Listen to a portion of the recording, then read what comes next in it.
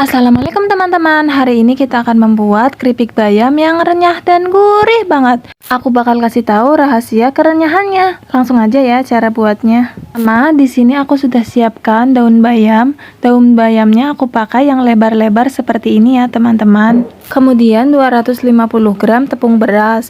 Lalu 1 bungkus tepung hungkwe, ini isinya 50 gram, 1 butir telur, 2 siung bawang putih yang ukuran besar, 3 ruas jari kencur, masako, lada, dan garam secukupnya. Pertama kita haluskan dulu bawang putih dan kencurnya ya. Setelah halus kita sisihkan dulu. Sekarang di baskom kita masukkan 250 gram tepung berasnya. Kemudian kita masukkan tepung hungkwenya. Kemudian kita masukkan bumbu yang sudah kita haluskan tadi.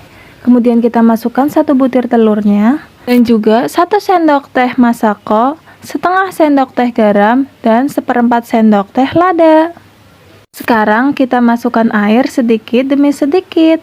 Di sini aku pakai sekitar 200 sampai 220 ml air ya teman-teman. Nah, setelah teksturnya seperti ini, kita masukkan daunnya satu persatu, kemudian kita goreng di minyak yang sudah panas. Kita goreng menggunakan api sedang ya teman-teman, tapi minyaknya sudah panas supaya kulitnya garing dan daunnya juga kering. Kalau apinya terlalu besar, nanti kriuknya atau kulitnya kering tapi daunnya belum kering, jadi nggak enak teman-teman garingnya. Jadi kita gunakan minyak yang sudah panas, api sedang ya. Kita goreng sampai kuning keemasan. Setelah matang sempurna, sekarang sudah bisa kita angkat.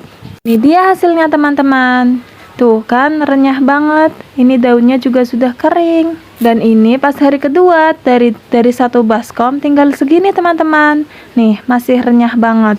Kalau mau lebih tahan lama, kalian bisa oven dulu setelah digoreng. Tapi aku nggak di oven, soalnya biasanya 1-3 hari juga sudah habis teman-teman. Jadi aku nggak perlu di oven. Kalau di oven tuh untuk yang mau tahan berbulan-bulan. Kalau misalnya mau buat jualan atau mau buat nyetok yang banyak banget, satu resep ini bisa jadi 1-2 baskom loh teman-teman. Tapi karena keluarga aku banyak, jadi cepet habisnya. Jadi aku nggak oven lagi. Jangan lupa cobain resepnya ya, insya Allah nggak menyesal. Dan jangan lupa subscribe channel Hoki Koki agar aku semakin semangat berbagi resep makanan yang enak-enak lainnya. Terima kasih teman-teman. Assalamualaikum, selamat mencoba.